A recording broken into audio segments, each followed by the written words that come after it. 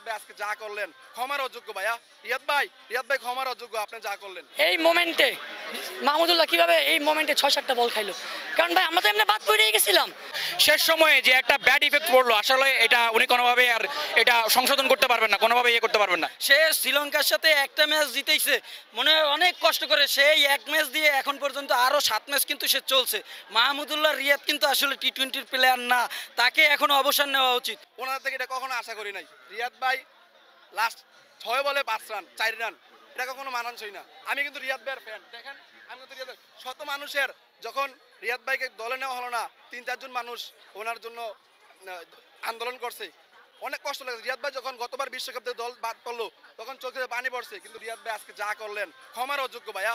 রিয়াদ ভাই ক্ষমার অযোগ্য, আপনি যা করলেন।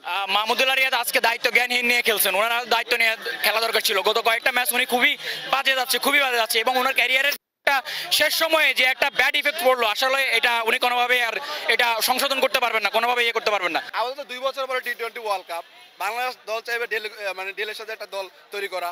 এখন মাহমুদুল্লাহ রিয়াদের উচিত অবসর গ্রহণ করা। এই না মাহমুদুল্লাহ রিয়াদ বাংলাদেশে অনেক কিছু, মাহমুদুল্লাহ রিয়াদকে আমরা 1000 বছর মনে রাখবো। এই জাতি যতদিন ক্রিকেট খেলবে, এই জাতিতে যতদিন ক্রিকেটের মতন ব্যানার থাকবে, মাহমুদুল্লাহ রিয়াদের কথা সবাই মনে রাখবে। মাহমুদুল্লাহ রিয়াদ একজন সাইলেন্ট কিলার, বাংলার সেরা ফিনিশার, কিন্তু কখনো কখনো আপনার সেই সেরা ফিনিশারটা হবে না। হয়তোবা শেষ বেলা মাহমুদুল্লাহ রিয়াদ আজকে যেই কাজটা করলেন হয়তোবা তিনি করতে চান নাই, হয়তোবা ম্যানেজমেন্ট বলে দিয়েছিল, জানি না কি হয়েছে। উনি যখন আমাদের পরপর 5টা মানে বলে ডট দিলেন, তখনই আমরা সেখানে ম্যাচটা হেরে গেছি এবং আমরা সেখানেই বুঝে গেছি যে বাংলাদেশ দল সেমি খেলার লক্ষ্যে আসলে নামে নেই। বাংলাদেশ দল হচ্ছে সম্মানজনক একটা জয় নিয়ে ঘরে ফেরার জন্য তারা ওইভাবে খেলতেছিল, কিন্তু সেমিতে খেলার লক্ষ্যে তারা এইভাবে ব্যাট করেনি। তাদের ব্যাট চালানোর দেখেই আমাদের মনে হয় না যে তারা সেমিতে খেলতে নামছে।